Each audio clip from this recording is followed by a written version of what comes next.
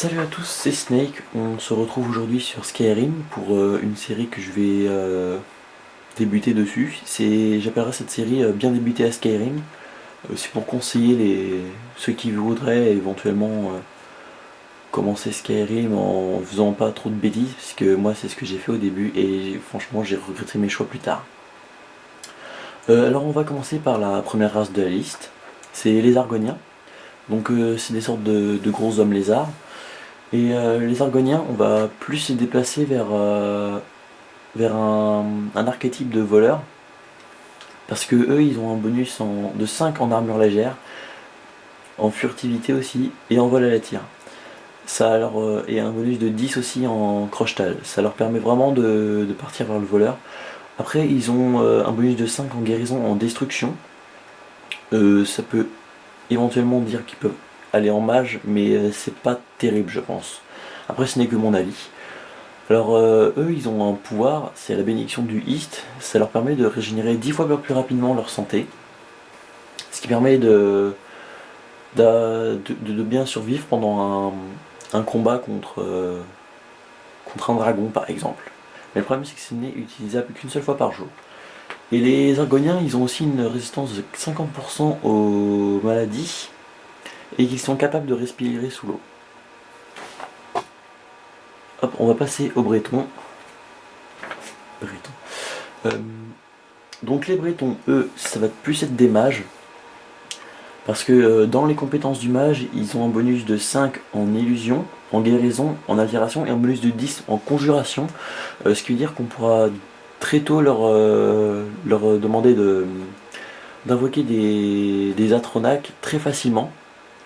Donc on peut les faire partir aussi sur un archétype de nécromancien, vu que c'est de la conjuration de mort-vivant.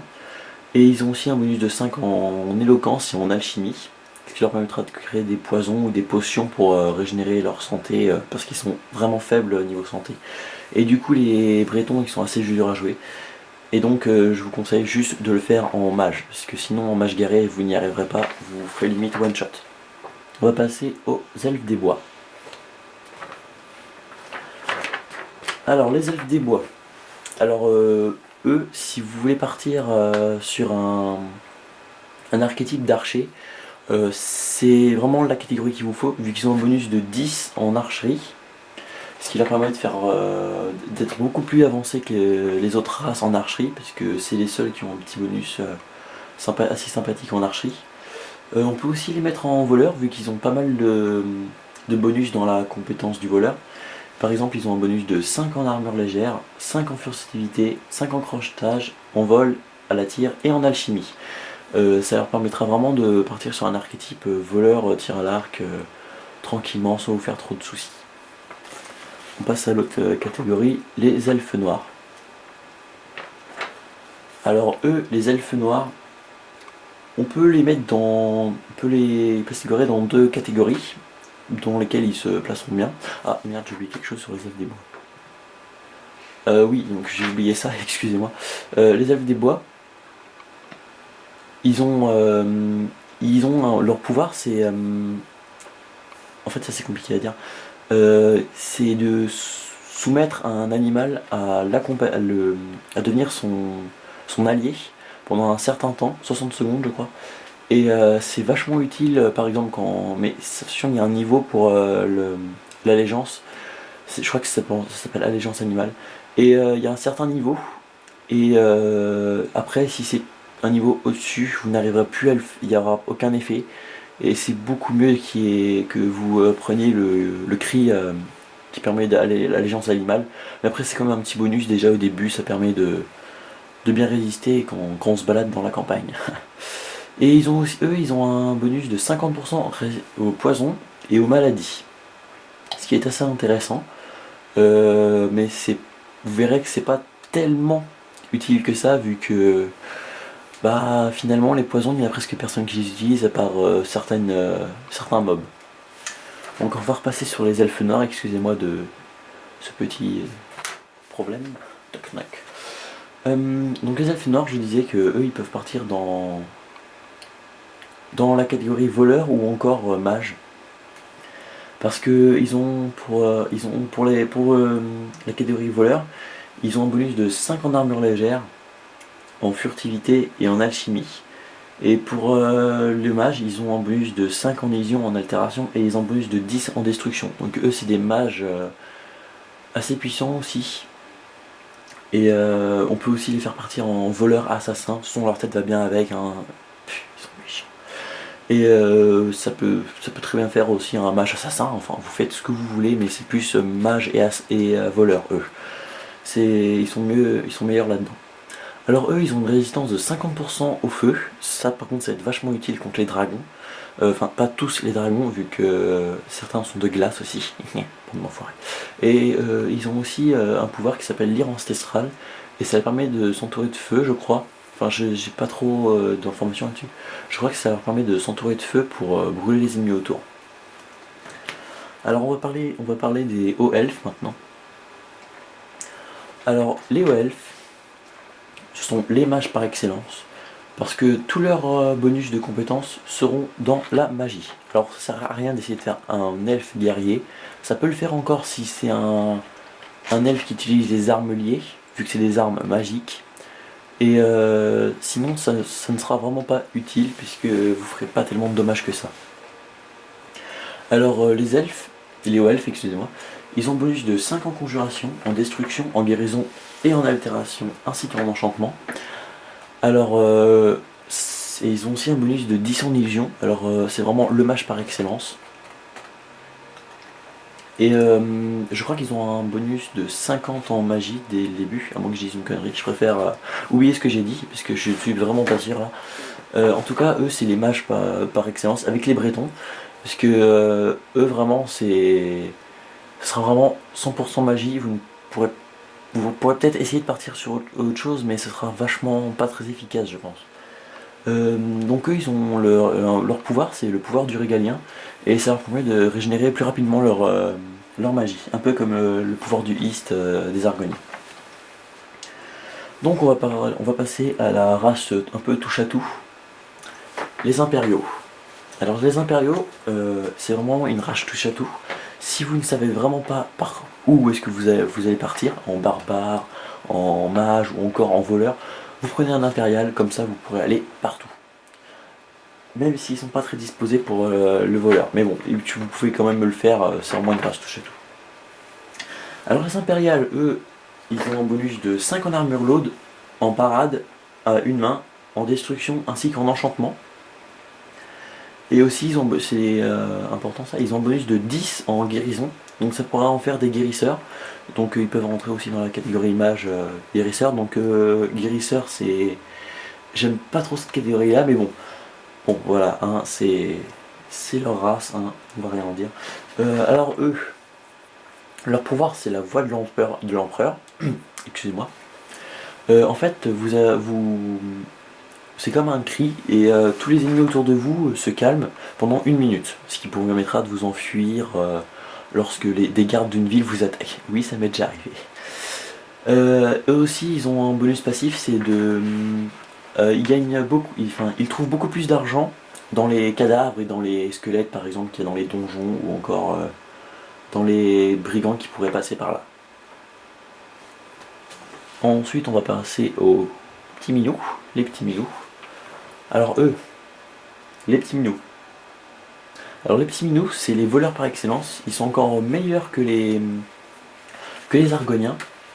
Parce que eux, vraiment, ils ont limite toutes leurs compétences excusez-moi, presque toutes leurs compétences dans la catégorie du voleur. Donc les deux seules compétences qu'ils ont dans la catégorie guerrier, ils ont plus un bonus de 5 à une main, donc, et en archerie. Les bonus de 5 à une main, ce sera peut-être pour les armes de voleur, par exemple les dagues qui sont à une main, ou encore les épées.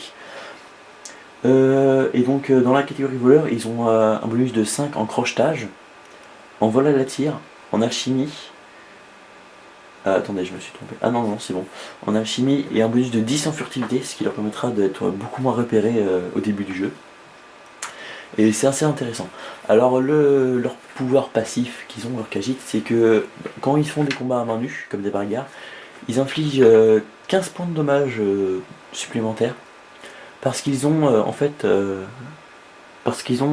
leurs griffes et ça leur permet de faire beaucoup plus mal. Et donc c'est assez intéressant de jouer un Khajiit si vous voulez par exemple faire du troll, par exemple faire un géant à main nue, un dragon à main nue ou encore un troll à main nue. C'est très marrant pour ça. Et c'est beaucoup utile lorsqu'on vous demandera de faire un combat à main nue, ça vous permettra de gagner beaucoup plus rapidement. Alors maintenant on va parler... Ah oui, et ils ont leur pouvoir, c'est la Noctalie. Je crois que c'est ça.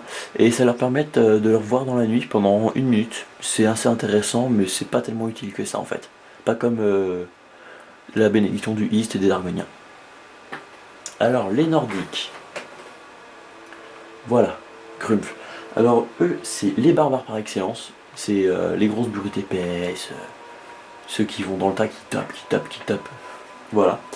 Alors, eux, ils ont un bonus de 5 en forgeage, en parade, aux armes à une main, à l'armure légère aussi, je ne sais pas trop pourquoi, c'est peut-être les Nordiques, en éloquence, et ils ont un bonus de 10 à deux mains, ce qui en fera des très bons, tanks. Enfin, je sais pas si on pourrait appeler ça un tank, mais des gens qui encaissent assez bien et infligent pas mal de dommages, vu que les armes à deux mains infligent beaucoup plus de dommages que les armes à une main. Mais ça vous permettra vraiment de faire beaucoup de dommages et d'avoir un bon départ au début, vu que vous trouverez 2-3 armes à deux mains en vous baladant dans le donjon d'Elgin.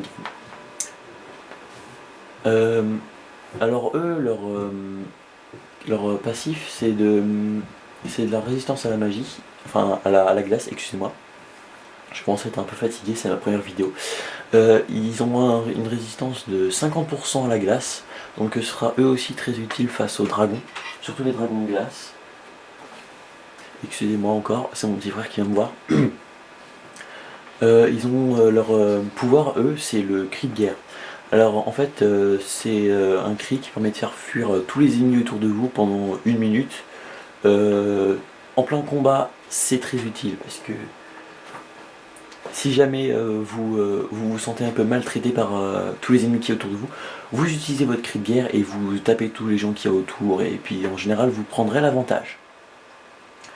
Nous allons excusez-moi, parler des orques. Alors eux, vraiment, c'est les guerriers par excellence. Eux, ils ont déjà de base, ils font assez mal, puisque avec leur pouvoir dont je vous parlerai après. Mais déjà de base, ils ont un bonus de 5 en forgeage. Excusez-moi, je l'ai un peu bouché. En parade, avec les armes à une main, les armes à deux mains, un bonus de 10 en armure lourde et un bonus de 5 en enchantement. Alors les orques, eux, ils sont vraiment bien pour tout ce qui est barbare et tout ça. Je vous conseille pas trop de les faire en mage, eux par contre. Les autres vous pourrez essayer si vous voulez, mais les orques vraiment ce sera franchement mieux en barbare qu'en autre chose. Parce que déjà ils ont un bonus de 10 en armure lourde, alors que les mages préfèrent utiliser des armures légères, ça vous sera très peu utile. Alors leur pouvoir à eux, c'est la rage du berserker. En fait c'est pendant 1 minute, vous recevez 50% de dommages en moins, ça commence déjà à être un peu pété, et vous infligez 50% de dommages en plus. Alors c'est comment limite one shot des trolls quoi, enfin vous arrivez, vous faites boum boum boum boum, au revoir le troll. C'est assez intéressant, parce que lorsque vous serez en combat assez dur, par exemple quand vous rencontrez votre premier dragon ancestral, vous comprendrez de quoi je parle quand vous en verrez un. Vous direz, ouch, c'est vrai que ça fait mal. Parce que leur rage du berserker, en plus avec leur armure lourde améliorée, ça leur permet vraiment de bien encaisser les dommages sans trop de soucis, d'en infliger le double. Enfin, c'est un peu pété, je trouve, moi. On va maintenant parler de la dernière catégorie. Les rouges-gardes. Alors les rouges-gardes, faudra plus les... Enfin je pense qu'il faut mieux vaut les faire en guerrier voire en voleur. Parce que de base ils ont un bonus de 5 en forgeage, en parade, en archerie, en destruction, en altération. et un bonus de 10 avec les armes à une main, ce qui va permettre de faire vraiment mal avec les épées et tout ça. Ce sera assez intéressant dès le début aussi. Mais je pense franchement que ça peut être vachement sympa d'aussi l'essayer en voleur. Parce que je sais pas pourquoi, mais j'ai vraiment envie de tester en voleur moi, mais je trouve pas trop le temps. Excusez-moi. Parce que là je suis avec ma partie, je prépare mes prochains bien débuter à Skyrim, enfin, si ça marche bien, parce que sinon ça risque de pas marcher je pense. Bon allez, pas grave. Donc voilà, les rouges-gardes, ils ont aussi là un pouvoir qui s'appelle poussée d'adrénaline, mais je sais pas ce que ça fait, je sais vraiment pas. Excusez-moi, j'ai vraiment pas... Ah merde, je sais vraiment pas. Alors là, je suis vraiment désolé, je ne vais pas vous dire des conneries. Mais ils ont une résistance au poison. Ils ont 50% de résistance au poison. C'est intéressant, mais pas tellement que ça, vu que, comme je vous l'ai dit précédemment, il y a presque personne qui utilise de poison. Bon bah, c'est tout, je crois. J'espère vous compter parmi mes prochains spectateurs de ma prochaine vidéo bien débutée à Skyrim. Et j'espère qu'on se reverra plus tard. Allez, à plus et abonnez-vous.